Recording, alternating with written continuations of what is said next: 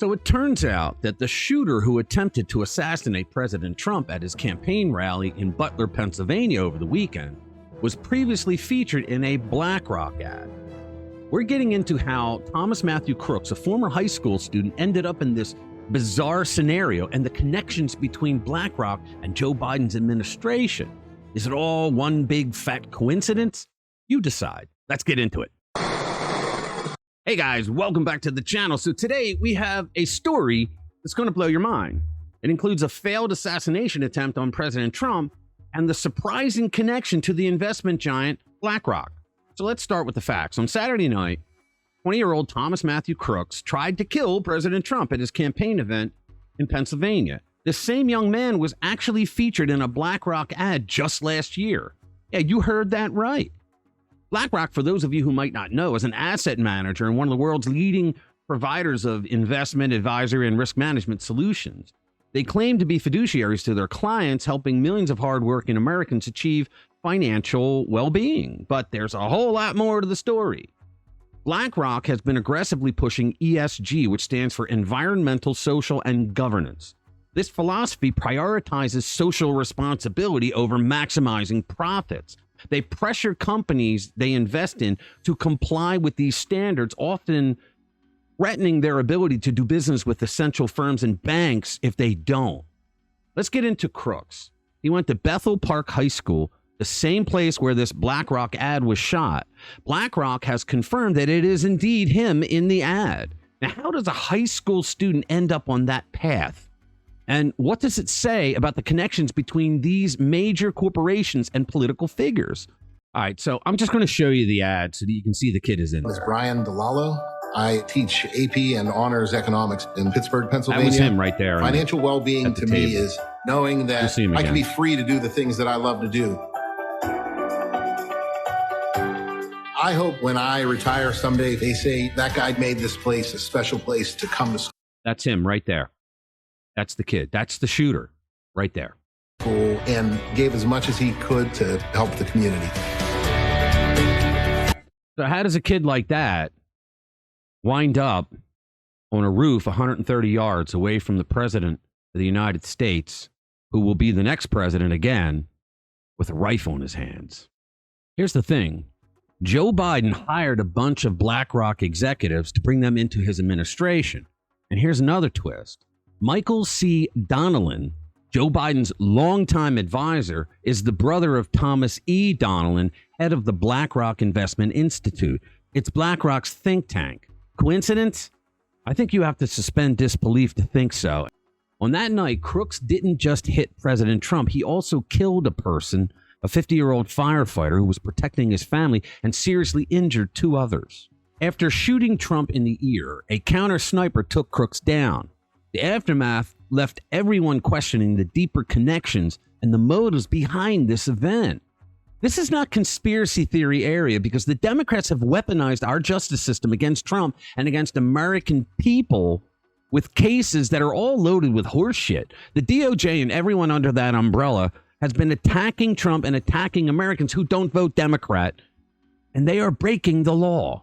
Don't believe me? Judge Eileen Cannon just dismissed Jack Smith's documents case against Trump because Merrick Garland broke the law by appointing him as a special prosecutor against Trump without going through the U.S. Senate for advice and consent. Can't do that.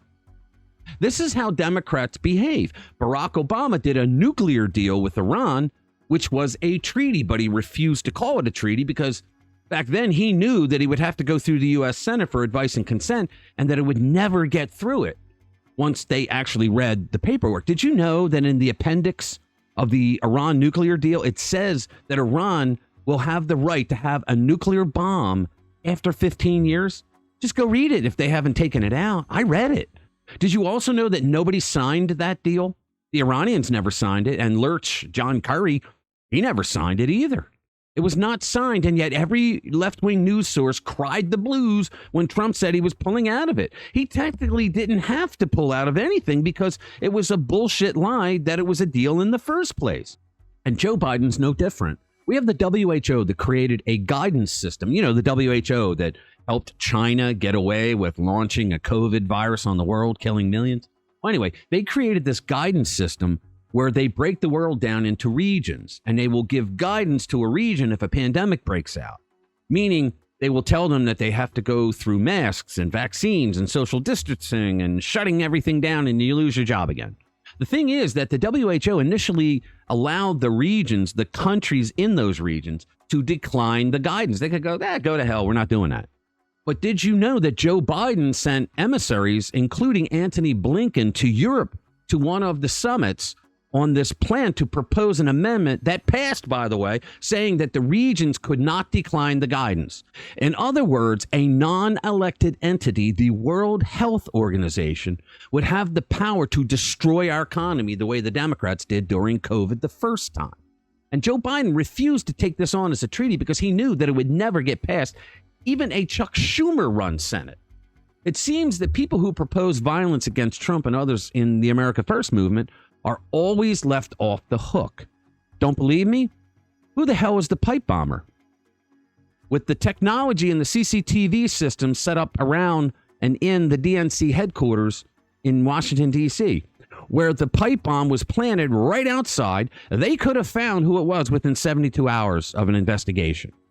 But they didn't want to know who the pipe bomber was because they were probably behind it. They probably were behind the pipe bomber leaving the pipe bomb in the first place in case there was no riot or anything else didn't happen on January 6th. They could at least have a nightly news run saying that those MAGA extremists must have planted a pipe bomb there. So BlackRock, that has all kinds of ties to the Biden administration, who does not want Donald Trump to win because he's not for the infamous ESG programs that Larry Fink has been pushing on innocent companies, has ties to the Trump assassination attempt shooter. And you know that BlackRock is nervous because they're all over the place right now, apparently admitting that he was in the commercial, and they're trying to get out ahead of it, saying that they had nothing to do with it. But did they or did they not?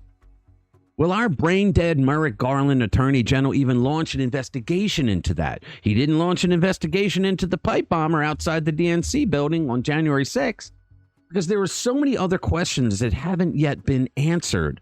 And I don't think they ever will be. In my last video, when I went over who's to blame for the violent rhetoric that led up to Trump being shot, I pointed out a lot of things that just don't make any sense. For example, how could the Secret Service allow all of those roofs to go uncovered when a former president who is only 4 months away from a presidential election is giving a speech 130 yards away? It has been reported that the counter sniper had a bead on the shooter, but he did not fire until the shooter got a few rounds off at Trump, which hit Trump in the ear and a man and injured 2 others in the crowd, killed 1, injured 2 others. We also had Joe Biden do an Oval Office desk message to the American people condemning violence in the country, which is one of the most ridiculous things I've heard so far. Because wasn't he the one who kept repeatedly saying at every rally in 2020 that he didn't want to debate Trump? He wanted to beat the living hell out of him behind the gym.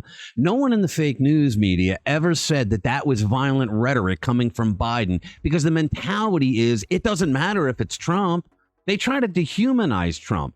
Joe Biden recently gave a speech using all the Democrat lines. He's a convicted felon. He's a rapist. He's a business fraud, and all the other bullshit lies that the Biden White House helped state and federal prosecutors throw out there. Congressman Benny Thompson, the guy who chaired the phony January 6th committee, actually proposed a bill to remove Secret Service protection from former President Donald Trump. Will anyone in the fake news media ever ask him if that was based on some threat assessment where he wanted to remove Secret Service protection from a former president of the United States? Or did he know something that the rest of us didn't? Guys, you need to contact your members of Congress and demand that investigations happen with this shooting. You need to demand that the FBI look into this. The Secret Service agents on the ground in Butler, PA, need to be questioned as to how they could have allowed this to happen. And the head of the Secret Service, Cheadle, she needs to resign or be fired. Toot sweet. And until that happens, don't trust a damn thing that comes from the Biden administration. All right, guys, thank you for watching. Hit the subscribe button if you want to be kept up to date with what the lion-crying lefties are doing in the Department of Justice to take down America. I'll see you in the next one. You don't need that protection. I will walk on glass. I will run down